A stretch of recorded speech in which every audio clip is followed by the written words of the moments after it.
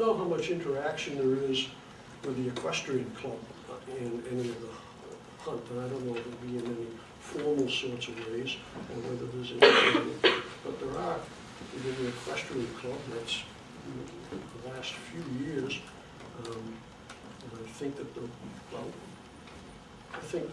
woman that runs the equestrian club, I think she might be in the hunt. I don't know. Yeah, the coach. Parents are. The coach is in the hunt. So she is. Yeah, so that's Sanford. Kings. Yeah, and I know her parents.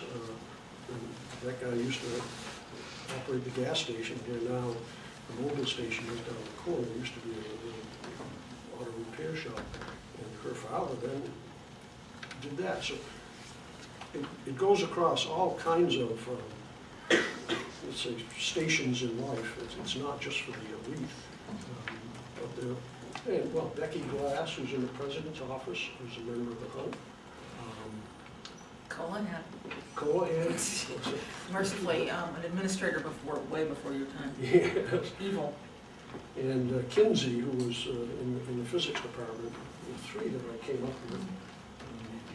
So there are certainly some college people that are involved. But again, it spans this very broad socioeconomic spectrum. Do you know if there's any way for like people, specifically students, to get involved if they're not like riding a horse? I don't know. No, I don't know. I think Will Wadsworth would be at least a person to ask that question. They did, yeah. Oh, direct. Certainly the care of the hounds, whether they like some volunteers to, I mean, how many hounds are there? 25, 20 or 25? And that's really a fascinating thing, especially if you're a psych or a bio, an anthro student, to see the dynamics of that pack. Yeah. To go out where they live and to listen, and the people in the hunt know the different voices of all the different hounds. And this is the one who will go this way, and this is the one who will go this way, and nobody will follow this one, but they'll all follow that. I mean, it's so interesting. But yeah, and that's something that, nothing else you could feed them. But no, I don't have any insight into that. But actually, the other person to ask would be Becky Glass, who's in the president's office. She is administrative assistant to the president or something like that. Used to be a sociology professor. Yeah. And she might be able to help with that question. And she's available. It's also something that we've seen in other topics, that in general, when there's a successful interface between the students and the town, there's somebody who is that mediating person, who needs a foot in both camps. Yeah. All right, so the cats are We're the ready cats. to pounce, huh? I'm Johnny, I'm Melissa. I'm Rachel. and we want to know, how often do people complain to you about the feral cat problem? We had a complaint. No, it wasn't a complaint, but a concern was raised maybe 3 years ago, where somebody came to the village board and wanted to know what to do. Is this Barb? Barb Scoble? No?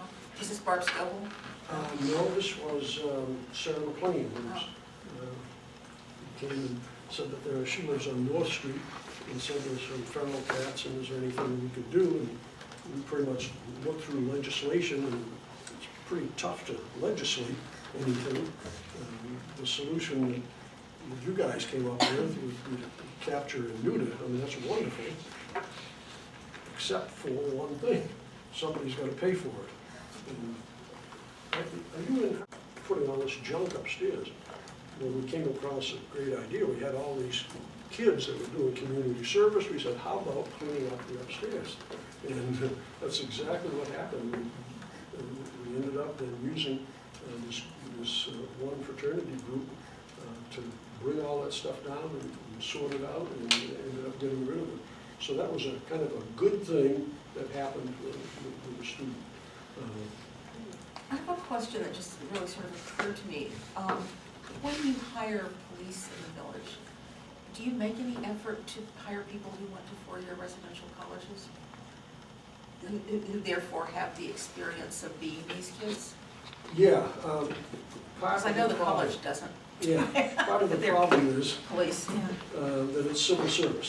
Yeah, And so you have to take one of the top three that are on the civil service list, so you don't have chance of, and I've been wanting, we used to have a woman on the police force, and I've been wanting to get, actually we've had two different women. oh, we don't have somebody right now? We did have two, yeah, we don't now? No, there aren't any women, and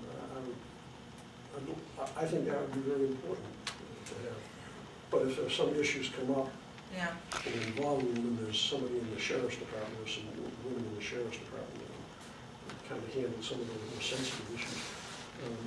But it's because of the civil service list. Now, to get back to your question, then, that was something that potentially could have had a lot of problem. But I think the thing that really affected all of us was the death a couple of years ago. That was just something that I know the president was deeply moved by the whole thing. Although it really didn't involve the village a whole lot, there was a lot of finger pointing that was going on as to who was responsible for that and for the lack of, for the, let's say, delay in response time as to how that all took place. But that's a real sad sort of thing.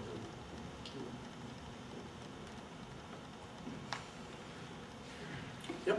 So while the police being more harsh about with regards to drinking in Geneseo, I don't believe that this is a legitimate solution right now. And with that having said that, do you believe that an event such as Armin's death is going to repeat itself? I didn't catch the last part. Do you believe an event such as Armin's death is going to repeat itself? It could easily, yes. And there have been some instances when a person's life has been saved by, and there was an incident on North Street, it must have been 3 or so years ago, where this guy was bent over and was purple.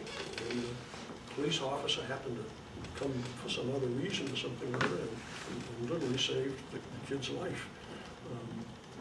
Yeah, that whole thing of alcohol poisoning it's out there.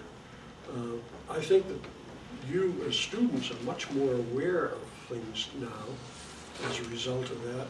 And if you see somebody that's in some degree of trouble, there tends to be more, there are more calls being made to the ambulance as a result of that.